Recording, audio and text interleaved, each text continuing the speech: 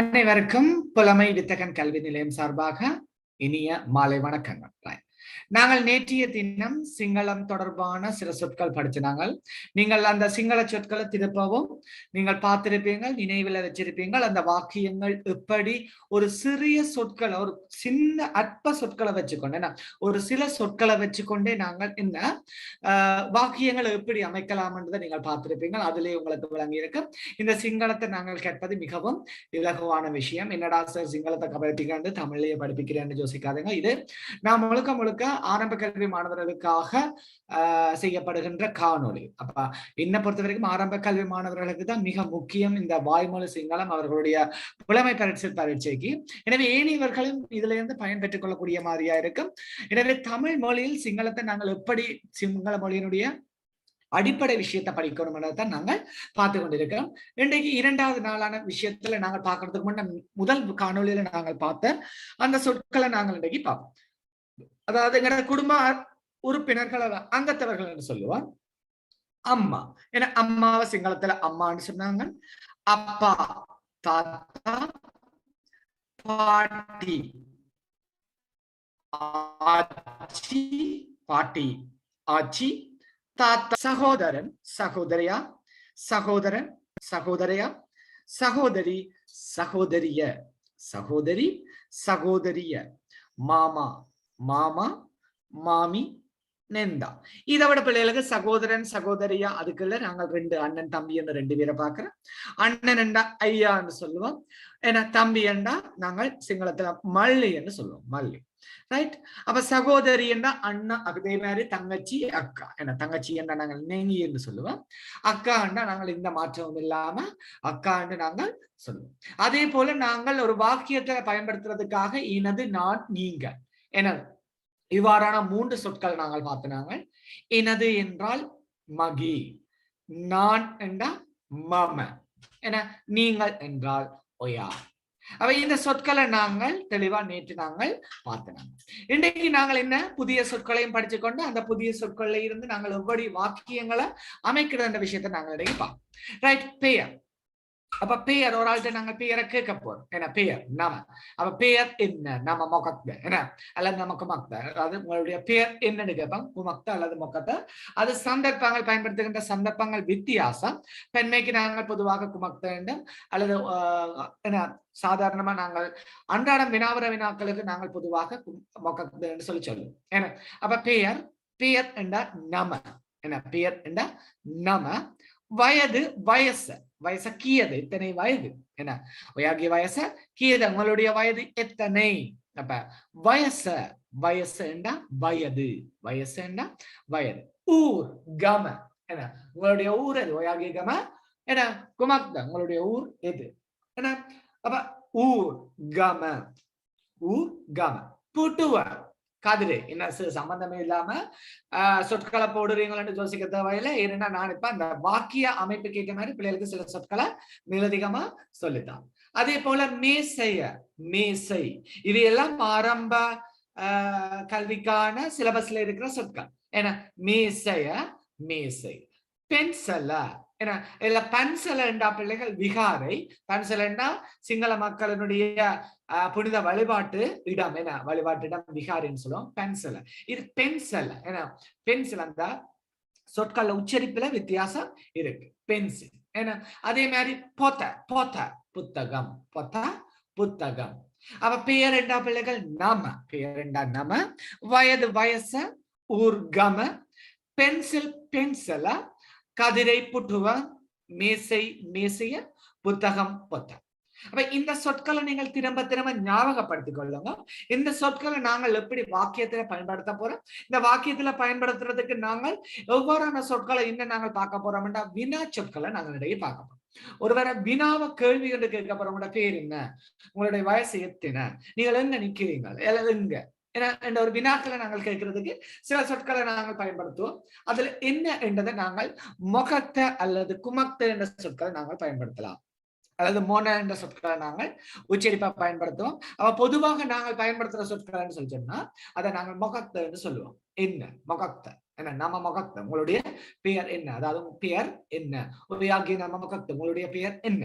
என்ன கீயத, எத்தனை ஆங்கிள் கீயத விரல்கள் எத்தனை என்ன அப்ப கீயத உங்களுடைய வயது எத்தனை வயசு கீயது அப்ப கீயதுன்னா எத்தனை கீயத எத்தனை கொஹெத எங்கே என்ன கெதர கொஹெத வீடு எங்க உங்களுடைய வீடு எங்கே கெதர கொஹெத கொஹெத எங்கே குமாக்த நான் என்ன சொன்னேன் எது ஊர் எது என்ன கமகுமாக்த எது என்ன ரெண்டும் கிட்டத்தட்ட சிங்களத்துல நாங்கள் ஒரே மாதிரி பயன்படுத்தினால அதை பயன்படுத்துகின்ற சந்தர்ப்பங்கள் சில வித்தியாசங்கள் இருக்கு நாங்கள் அங்கால போக போக அந்த விஷயங்களை படிச்சு கொள்ளலாம் கௌத யார் ஒரு ஆள் தொலைபேசியில கதைக்கிறேன் நான் போன் பண்றேன் அப்ப நாங்க யார் கதைக்கிறீங்க கௌத கத்தாக்காரன் கேட்பேன் என்ன நீங்கள் யார் கதைக்கிறீங்க ஓயாகி கௌதா கத்தாக்காரன் நீங்க யார் கதைக்கிறீங்க அப்ப கௌத என்ன யார் என்றாங்க சொல்லுவோம் ரைட் இப்ப நாங்கள் இந்த சொற்களை பயன்படுத்த போறோம் வினா சொற்கள் அதே போல சில சொற்கள் நாங்கள் இன்றைக்கு புதிதாக பார்த்தோம்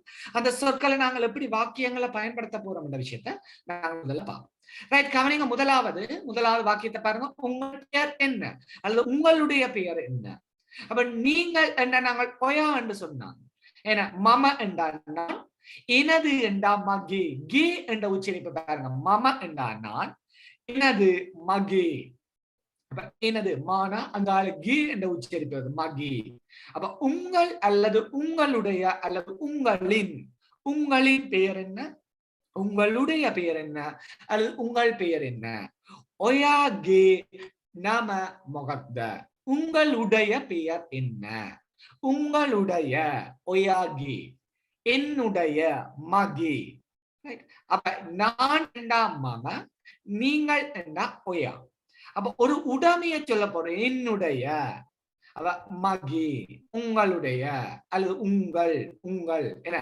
அப்ப ஒயாகி உங்களின் ஒயாகி நாம முகத்த உங்கள் ஊர் எது அல்லது உங்களுடைய ஊர் எது ஏன்னா உங்களுடைய நாங்க பார்த்த நாங்கள் ஒயாகி ஊர்ண்டா கம எது குமக்த உங்களுடைய ஊர் எது குமக்த உங்கள் வயசு எத்தனை உங்களுடைய வயசு எத்தனை தமிழ் உச்சரிப்புகள்ல மீனிங் ஒரே மாதிரி உங்களுடைய உங்களின் என்று சொல்லுவோம் வேணாம் உங்களோட வயசு எத்தனை கேட்பாங்க வயசு கீயத எத்தனை கீயத விரல்கள் எத்தனை ஆங்கில கீயத என்ன பேனை எத்தனை பேன கீயத அப்ப கீயத ஒயாகிய வயசு கீயத உங்களுடைய வயது எத்தனை எனது பெயர் அப்ப எனது என்ன நாங்கள் பார்த்து நாங்கள் மகே பேர் என்றா நம மகே நம பெயர் எனது பெயர் அப்ப மகே நம ஒயாகிய நம மொகத்வ உங்களோட பேர் என்னன்னு கேட்டா நாங்க சொல்லுவோம் மகே நம பிரசாந்தன் என்னுடைய பெயர் பிரசாந்தன் மகே நம பிரசாந்தன் என்று சொல்லுவோம் அவ என்னுடைய பெயர் மாறுமோ பிரசாந்தன் பிரசாந்த என்று சொல்லுவேனா சிங்களத்துல இல்ல அங்க என்னுடைய பெயரோ இந்த ஒரு நபருடைய பெயரும் அங்க மாறப்போகுது அவருடைய பெயர் அதே உச்சரிப்புல அப்படியே வரும் எனது பென்சில் எங்கே இங்க எங்கே என்ன சொல்ல நாங்கள் எப்படி சொல்லுவோம்டா கொஹித எனது மகே பென்சில் எனது மகே பென்சில கொஹித என்னுடைய பென்சில் எங்கே மகே பென்சில கொஹித அது பிள்ளைகள் கவனமா கவனிங்க சிங்கள உச்சரிப்ப தமிழ் எழுத்துக்கள்ல எழுதிக்க 100% அந்த சரியான உச்சரிப்பை கொண்டு வர இயலாது நாங்கள் சிங்கள எழுத்துக்களை படிச்ச பிறகு நாங்கள் மிக இலகுவாக அந்த உச்சரிப்புகள வித்தியாசத்தை இனம் காணக்கூடிய மாதிரி இருக்கு அப்ப எனது பென்சில் எங்கே மகே பென்சில கொஹித எனது மேசை எங்கே மகே மேசைய கொஹித இந்த மேசை இந்த காணல மகே மேசைய கொஹித என்னுடைய மேசை எங்கே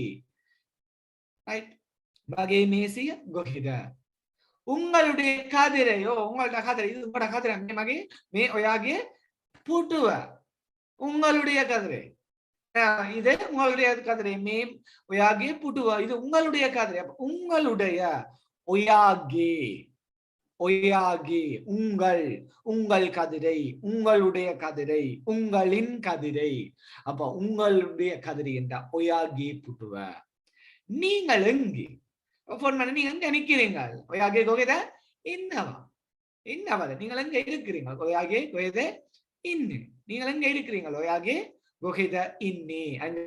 வினாவாக நான் பிள்ளைகளுக்கு நேரடியா டிரான்ஸ்லேட் பண்ணி கொண்டு கேட்க அப்படியே வந்துட்டு. அப்ப நீங்கள் எங்கே, ஒயாகே குஹித இன்னி, நீங்கள் எங்கே இருக்கிறீங்க.